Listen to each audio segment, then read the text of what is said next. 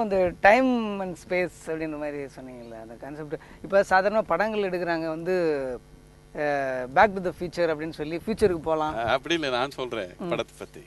நீங்கள் ஒரு நல்ல படம் எடுத்தீங்கன்னா அந்த 3 மணி நேரம் 10 நிமிஷத்து மாதிரி போயிடும்.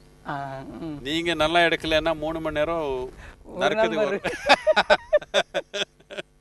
டைம் அண்ட் ஸ்பேஸ் தானே. கரெக்டு.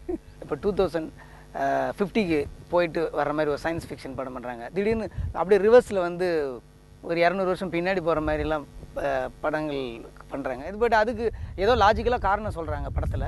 பட் ப்ராக்டிக்கலாக அதெல்லாம் போக வாய்ப்பு இருக்கா? இப்போ முதல்ல பேக் டு த பாஸ்ட் பார்க்கலாம். இப்போ ஏதோ ஒரு நிகழ்ச்சி நடந்திருக்குதுன்னு வச்சுக்கோங்க.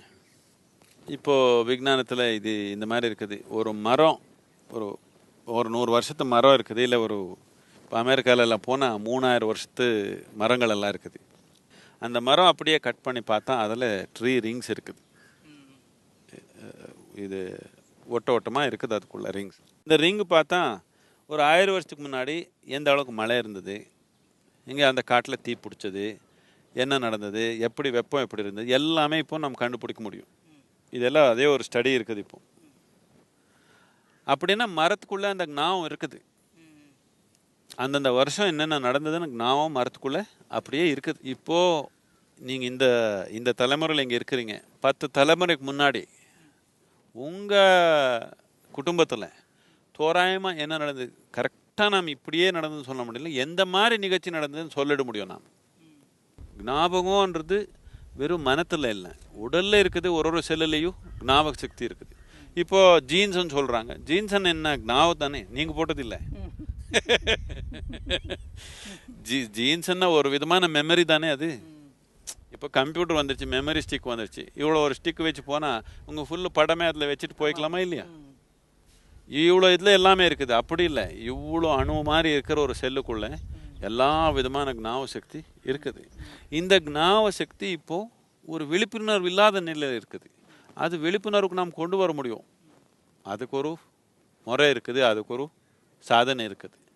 இது நாம் கொண்டு வந்தால் நாம் டைம் ட்ராவல் பின்னாடி பண்ண மாதிரி தானே, ஓரளவுக்கு பின்னோக்கி போன மாதிரி தான். முன்னோக்கி போகிறதுன்றா இப்படி தான் இப்போ இருக்கிறது. இப்போ நம்ம ஒரு மாச்செடி பார்த்தா ஒரு 2 வயசு செடி இருக்குது. பார்த்தா இன்னொரு 3 வருஷத்தில் காய் வந்துடும்னு சொல்லுவோம் இல்லையா? ஒரு தென்னைமரம் பார்த்தோம், இவ்வளோ இருக்குது. இன்னொரு 5 வருஷத்தில் இதில் காய் வந்துடும்னு சொல்லுவோம். வந்துடுமா? கட்டாயமாக வந்துடுமா?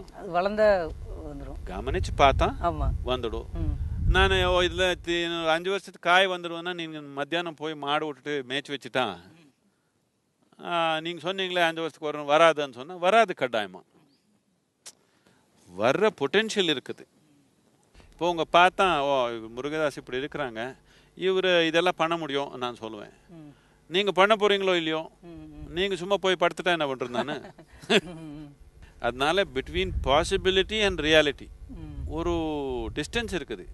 அது நடந்ததா ஃப்யூச்சர், இல்லைன்னா ஃப்யூச்சர் கிடையாது.